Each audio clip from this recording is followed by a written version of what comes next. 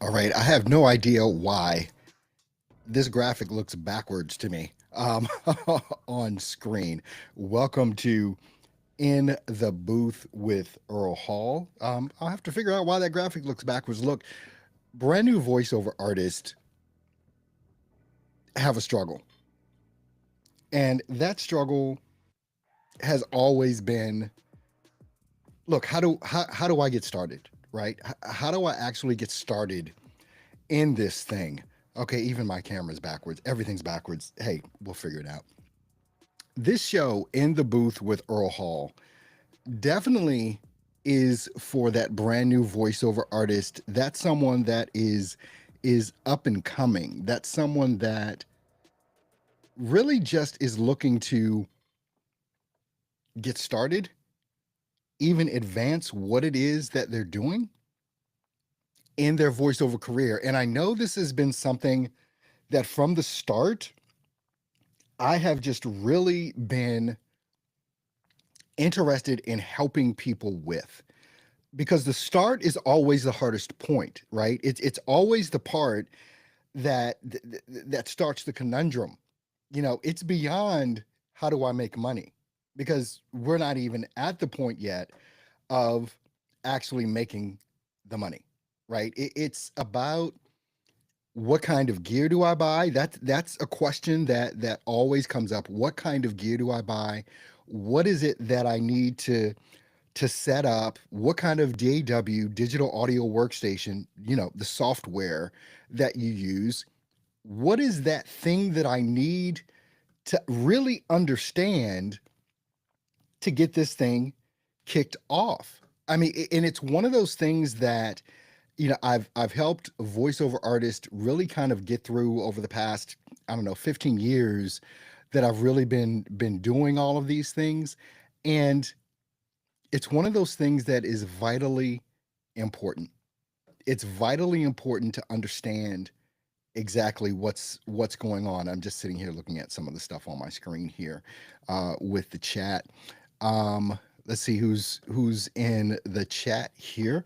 Well, we've got a couple people. John Clark, hey, thanks for being here. Cyrus Webb is in the house. Oh, you're speaking to each other. All right. You guys are saying camera looks good. Yeah, I guess it's just backwards for me. I'm looking here on screen. Yeah, everything seems to be intact here. And I'm wondering why I can't respond to some of these chats. But anyway, neither here nor there for me. There's a couple of things that I want to go through today, and I really want to start at the beginning. I think this is important to start at the beginning for all of these things. And there's a result that I think people want to get, especially in this. It's like, how do I get all the right gear to start a voiceover career the right way? Like, what is it that I need to do? Because there's some common mistakes that voiceover artists make. And it's the thing about it is that it's normal, right? It's normal to go through these different types of challenges. Now, one of the things I really want to key in on, key in on here with you is, where do you start? All of these things are in your head about what to do. But I've said over and over so many different times on live streams and in videos and in training courses and all these other things, it is your recording environment that matters the most. You kind of see right here behind me, this is my recording space that I use, my booth that I use. Very good. It does the job. Literally, it's under $400 for that. But we'll talk about that at another time, unless you have questions on it or whatever. But you can have the best mic in the world. Right here, I'm holding a Sennheiser MKH 416, right? It's one of the coveted mics that voiceover artists use. This mic is literally $1,000. As you can see, it's not in my booth. I use something completely different. It's the mic that I use is on par with this, and it's less than $200. It's almost like this was a waste of money for me. And it's like getting started. We always think about the mic, right? We're always thinking about the microphone that we use, not really understanding from the perspective of sound quality. It's about your space that you're recording in. You can have not even a good mic and sound much better in a treated space or in an appropriate space. And we're not talking about spending a lot of money here. It's like something as simple as going into a closet, right? A walk-in closet, even making a little comforter fort, with blankets. These types of things actually work because the thing about being a VO and recording is that when you cancel out all of the echo, and that's what we're talking about here. When you cancel out all of the echo, it makes things magical. Imagine you walk into, and all of us can relate to this. Most of us can anyway. You walk into a brand new apartment. You're looking at an apartment or home or house, whatever. You walk in and you start talking. It's completely empty, and when you talk, you hear an echo. Can anybody relate to this? Has anybody experienced this? Put it in chat if you've experienced this before. Put that in chat. Yes, I know exactly what you're talking about, Earl. But when you put furniture in there and you start filling the place up, that echo diminishes dramatically. It doesn't go away, but it actually becomes less and less noticeable. Now, the reason why that echo is occurring is because you've got all these hard, flat surfaces all around. The walls, there's nothing on them. It's just hard, flat surfaces.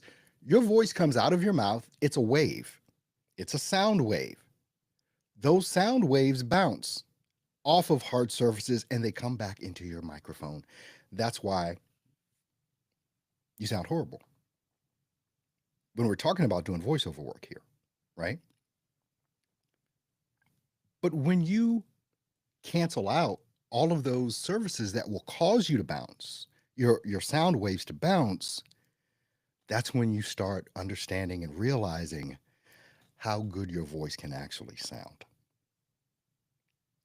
So many voiceover artists try and John is saying he knows from a choir and harmonic playing that acoustics make a massive difference. Absolutely. Ralph says yes, he knows.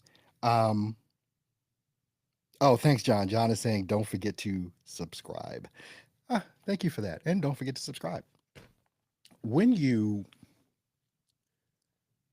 start in voiceover and you don't have the appropriate environment to record in, what happens is you start trying to add in plugins to fix the mess you've created.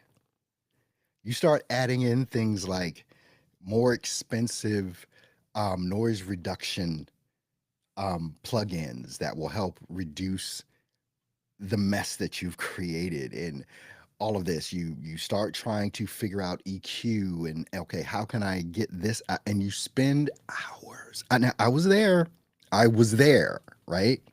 You spend hours trying to get beyond the mess that you've created. I know what I'm talking about because I did it. I remember going back to like 2015, 2016, and really just breaking in. Actually, it was around 2012, 13, somewhere in there. But anyway, I remember what that's like.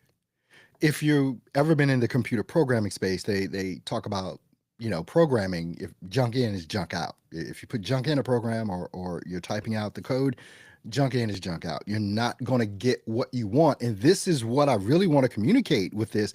You're not going to get what you want without the proper recording environment. I don't care how much you spend on a microphone. It is not going to matter. Can we at least agree on this? Can we at least agree on this? Right? So it's kind of like, and this is going to be a little crass here, right? This is going to be a little crass. Oh, there are my comments. I see. Oh, we got show and stream. Oh, okay. Ron Knoll, hello from Grand Haven, Michigan. Hey, thanks for being here. I appreciate you so much. Okay, this is going to be a little crass. I can give you a glass of water. Now, imagine that glass of water is, um, I don't know, you doing voiceover. Now, I can give you a glass of water, but if I take a leak in that glass of water, no amount of sugar is going to make that urine disappear.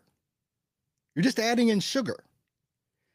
No amount of plugins is going to make the bad voiceover recording better because it's in there. The urine is in there, right? You cannot add stuff to make it better because the urine is still in there. Okay, enough on that. Do you get the point? Yes or no? Right? Do you get the point that I'm trying to make here? When you have the appropriate place to record, and we got Ron here. I had an empty walk-in closet, put pillows on the shelves, and doubled heavy moving blankets around the entire closet and moving blankets across the entire ceiling. Ron, you get it. Ron gets it. This is what I'm talking about. Now, I think that what happens when Ron gave that description, here's what people feel. Well, that's not doing real voiceover. It's not, it's not a real sound booth. It's, it's not a whisper room, right? True fact here, even buying a whisper room isn't great out of the box. You've got to do other stuff. I've done videos. I've had a whisper room before, right? Don't have one anymore. Sold it because I realized I didn't need it. But anyway, it is about you not feeling ashamed about where it is that you're recording, but being hyper satisfied at the results that you produce and the accolades that you get from the people that give them to you. We're so worried about how it is that we look. Now, I can speak from this perspective because I have been there. I'm not sure what this means. Thank you. $150. I don't know what that means, but hey, okay, great. With all of that even being said, even John is saying here, who cares about it looking pretty? It works. We've got to get beyond this. It was something that I had to really get beyond myself. Because literally this part, the recording space, is your most vital thing that you need to be concerned about. It is. And when we get into understanding these things, is really where we can start getting beyond all the plugins and da da da da da da. I use like 3 plugins, right? That's all I use.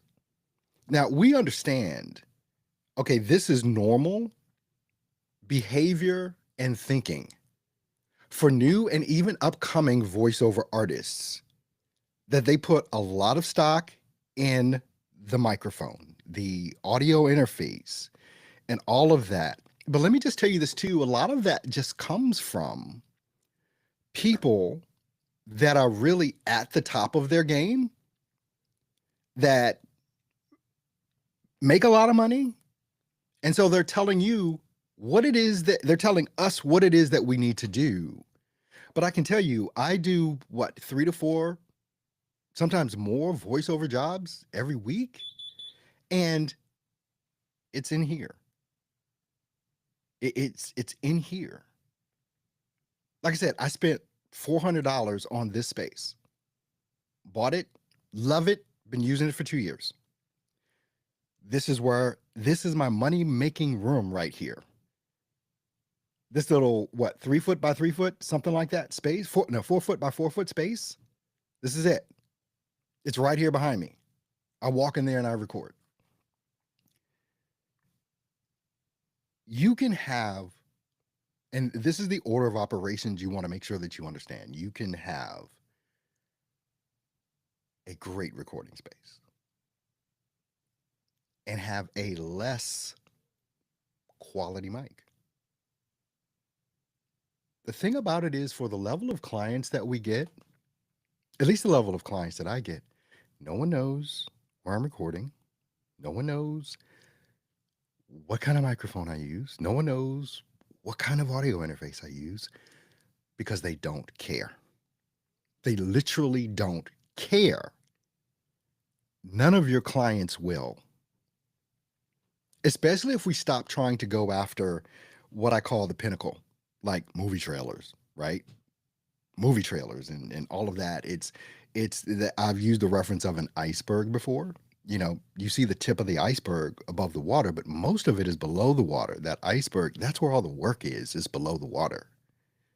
And many of us are ignoring that work because we think we need to have a $12,000 whisper room, a $3,000 microphone, and all of this before we even get started. You can literally get started, in voiceover. I have this whole thing, a package. I think the link is in the description here somewhere for this video, but under $800. My voiceover setup is under $800, people. The whole thing, from this booth to my microphone to my audio interface, it's all under $800. You can get started for less than that. Do you have a walk-in closet with clothes in it? Can you make like a little makeshift fort with blankets? Thick blankets? I mean, what is the thing that's stopping you? And I really want, this is really a real question here in regards to this whole thing. And I'll take your questions and everything else. But my question is, what is the thing that you think is holding you back? Because in many cases, you don't like the quality of your sound because you're not recording in an appropriate space. Would that kind of be it? Ron is saying that's what my treatment cost. Yeah, you can get these moving blankets. Yeah, Ron talked about putting up moving blankets and all that stuff in his closet, and it works. It works. Right? John says, another question, do you stand or sit when you record? I actually stand. I stand to record. He's saying for harmonica, whoops, lost it there. For harmonica and singing, I think standing is best because of ease of airflow from the diaphragm. And it really depends on the type of, let's just be honest, the type of flow that you need, right? If you're doing a voiceover and it requires you to be energetic, it's probably best to stand to really get that, all of you in it, right? But when I'm in my booth here, I'm standing. I could put a seat in there or a bar stool or something, but I prefer to just walk in and stand. I mean, how long am I standing in there? Usually the type of voiceover that I do are usually for my promo videos that I record for different entrepreneurs to promote their products and services. So I'm standing and I'm in there. We're only talking about, I mean, my stuff is like 30 seconds mostly, sometimes to a minute, but on a normal day, I'm recording 30 seconds worth of audio. I'm recording it in there, then I'm bringing it back out here, doing whatever processing, adding background music, things of that nature, and it's done. It's a day for me at that point when it comes to the audio processing. Now, it's a whole nother thing when it comes to the video production that I have to do. But the audio processing and the getting the background music and all that stuff, literally from the time that I'm in here to record, I've been doing this so long, I usually only do one take. I've read I've created the script, I've read the script. So what else do I need to do? I just need to go in and record it. And I do this so much, do it in one take. Every now and then it might be two or three. I might not, it's like I might do 3 takes just to make sure I get the best one, right? Nothing wrong with that. Then I just come out here and open up Adobe Audition, add my background. And I'm thinking about my promo videos right now that I create because I said I use like 3 plugins. I actually, because of the environment, I use just one of the presets inside of Adobe Audition. That's all I use because there's no noise in there. There's, that I need to get rid of. There's the only thing that I do is I will take out my breaths.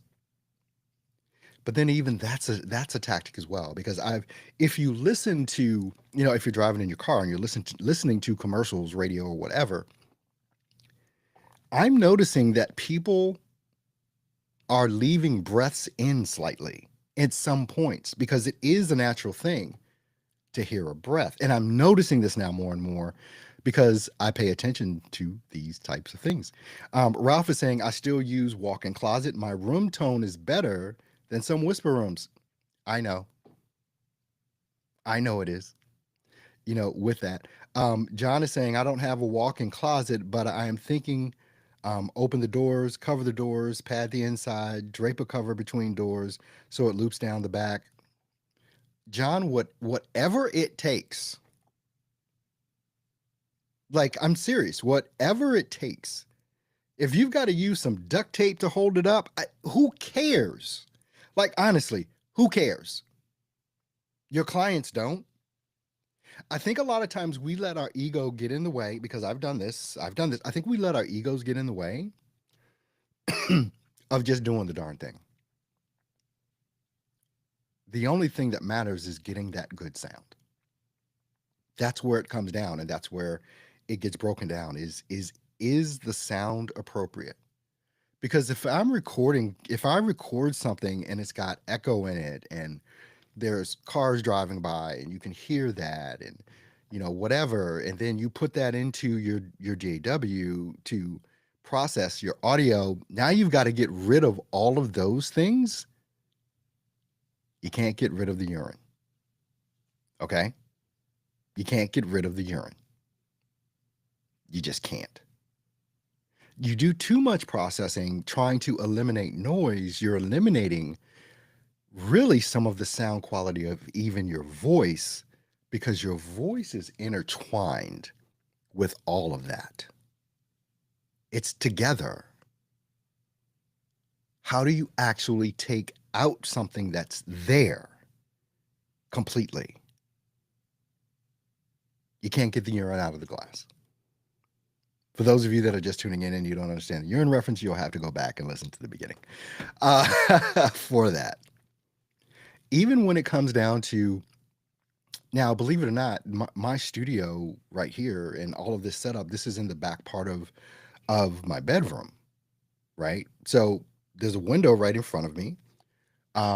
All the way back there's 2 windows. So I've got 3 windows in here. So this window points to my backyard, right? So, and beside me over here is my neighbor's house. They have a dog. Every now and then the dog is outside, a squirrel will run by and he will bark while I'm recording. So I have to wait. Every now and then my son decides, thankfully, to cut the grass. So now I have to contend with that. Okay, he's cutting the grass. It's going to be about another half hour to an hour before I can record something that I need to record because I'm not going to tell him, hey, stop cutting the grass, right? Then in the evening time, when everyone is home, my wife is home from work, behind all of this setup, about 6 feet back, there's a door that comes into the bedroom. And right out there is a sitting area, and that's where my wife watches TV. So I have to either say, hey, give me 5 minutes. Can you turn that down? And I started saying, can you just turn it off? Because the microphone is so sensitive, I have to just give me 5 minutes, mute the TV or pause what you're watching. I just need 5 minutes, right?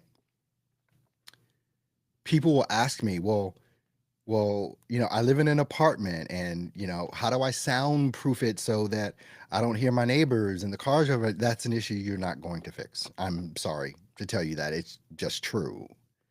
Either you have to understand that these things, even a whisper room is not soundproof. Nothing is soundproof. You can deaden the sounds. But even when I had my whisper room in my office when I lived in Milwaukee downtown, I had an office downtown in Milwaukee. I had to be careful because if somebody was walking by my office, like wearing high heels or something, the click, click, click, click, that my microphone just picked it up. So I had to wait till they finished walking by and knowing that they were going to come back the other way, right? If you have issues with being able to record because of where you live, you're going to have to select the time where you can actually record and have it make sense. John is saying also the software doesn't know the difference between the noise and your voice. Yeah, that's it. You know, with this, and he's also saying find a workaround. That's what we've been talking about this whole time. This whole time. I want to make you guys aware, and thank you so much for joining me today, participating in this. But as we're talking about new and upcoming voiceover artists and really how to get it going, I'm thinking about planning on doing a webinar, not this Sunday, but the following Sunday, that is going to start to hit on these things so that we can actually get to a result of this whole thing, right? This whole thing, because there's more even than what I'm talking about here that's involved. I mean, we've talked today about the setup, right? The most important part, which is your recording space. That is the literal most important part. We covered some of the things about even gear, key factors of getting good sound quality.